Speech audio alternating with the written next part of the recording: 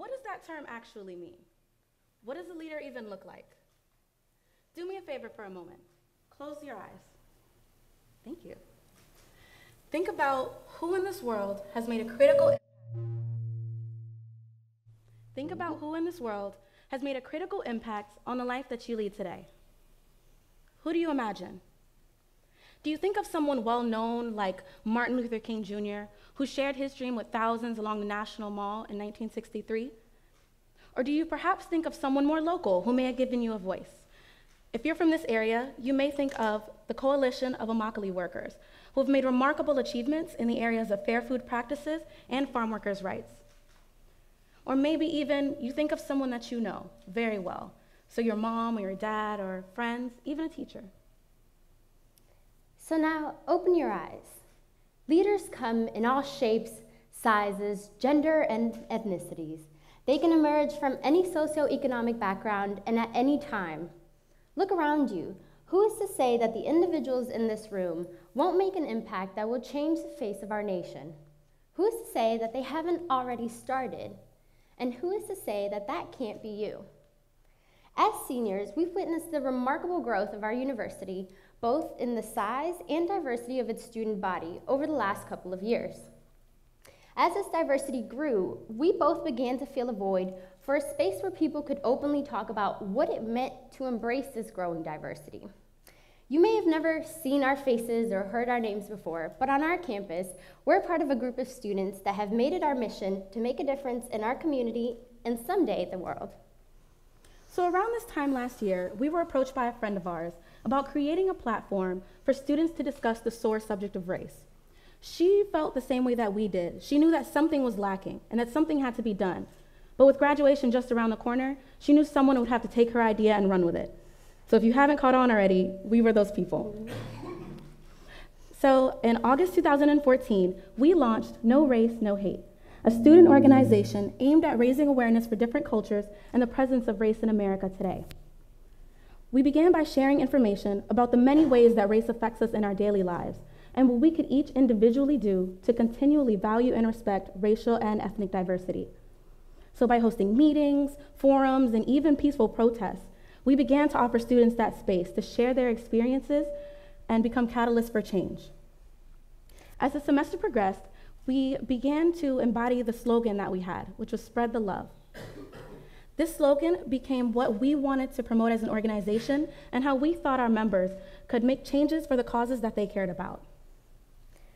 So earlier this year actually, we adopted an idea that was presented at TED last year. What we did, along with 4 other students, we built a temporary wall and moved it around our campus for 3 weeks, asking students how they would change the world. The wall got incredible responses, and we actually had to keep going back to create more space for students to keep sharing their ideas. These are some of the answers that we got. Lending a helping hand, reaching one and teaching one. Change starts with self, and donating our time to community service. Constantly analyzing our internalized biases and prejudice and working against them. So as you can see, the answers that we got range from everything from making personal changes to transforming entire institutions. With all of these answers, we were left with a question: how can people actually put their ideas into action? So based on our slogan, Spread the Love, we came up with an acronym, LOVE, simple enough, that can help individuals do just that.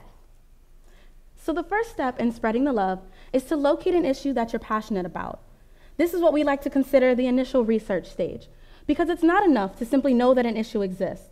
In order to truly address it, you have to understand who it affects, what is already being done, and who's doing it, whose needs aren't being addressed, and why. These questions will become essential in shaping your understanding of what you can personally accomplish. And the great thing about this step is that it's a reminder that the issues that plague our society aren't hopeless, because there are already countless individuals in our nation and around the world who are dedicated to making a difference. For us, our research days lasted a few months over the summer. We combined what we knew from our personal experiences, the knowledge we had gained in class, and our overall understanding of what was going on in the world to further our knowledge about how race was impacting our society today. By looking at student groups that were culturally based, we were able to figure out what they were doing to raise awareness for their causes. And in doing this, we found a way to bring these groups together in a more unified conversation about race. By attending their events and collaborating with these groups, we were also able to get a better understanding of their unique cultures and perspectives. So once you've found this issue that you're passionate about, you can begin to move on to the next step, which is organizing a plan of action. Based on what you've learned, you have to brainstorm what you can do. Determine how you can use your abilities and your resources to alleviate that issue in your community. And this step is very important because without a plan of action, you won't be able to successfully move throughout the process. Beyond thinking about what you can do, it's also important to set realistic deadlines that will help keep you on track. Sometimes, creating a timeline can make an unattainable goal seem feasible. In our case, we knew we weren't going to solve racism by the time that we graduated. And so instead, our events focus on talking about what race actually means. What is hate? What is diversity? And how do we experience these things in our lives?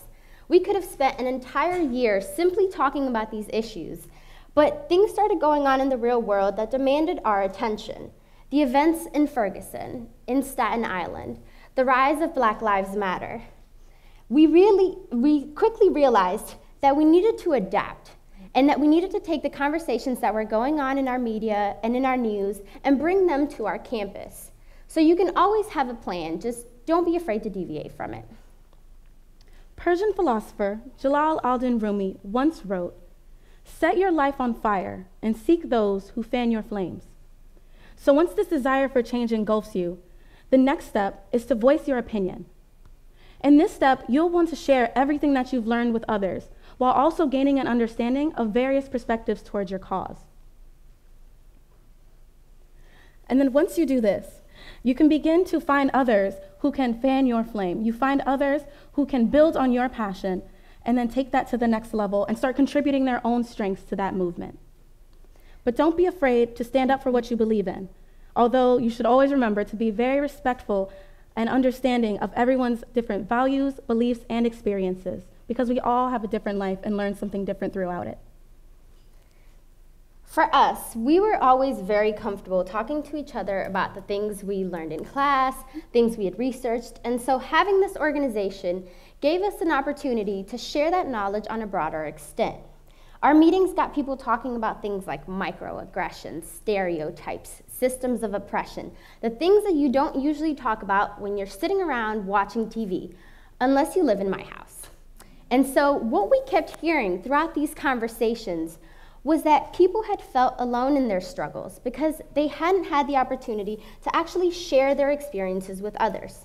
For this reason, we knew that it was essential for us to have those conversations because they helped people find their own voice.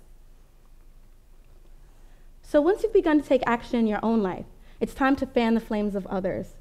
And you do this by expanding your reach. Expanding your reach is the final step in creating a collective force that will empower people to become leaders themselves. And this step is the most important because this is where you start to create something to last, something sustainable, something that will empower others to lead the movement even when you're not around. Because at the end of the day, it's not about you, and it's not about Talissa, and it's not about myself. It's about the causes that we represent. So while we each may gain great things as individuals, the goal is to ultimately allow others to flourish and do the same. As our organization grew, people who weren't originally a part of our group began to get involved in their own ways, realizing that somebody needed to be talking about the issues that they cared about, whether that was firearms on school grounds or higher education for minorities. At the same time, our executive board was expanding and including newer members who were young and just starting to get their feet wet with being active on campus. Over the last 2 years, we've had the pleasure of watching these incredible individuals grow and excel and become the new face of leaders on our campus. The organization is no longer just ours, it's theirs, and they're the ones who are going to take it and run with it. And the great lesson that we got from them is that being a leader doesn't always mean you have to be the face of the organization or present at every meeting and every conference. It simply means you have to be willing to take a stand for what you believe in and to empower those who are around you to do the same. So using this template of love, coupled with whatever cause you're passionate about and your skills and abilities, you can begin to create ways to make a positive impact on the world around you. Or our organization started by just an idea, a simple thought, and the name.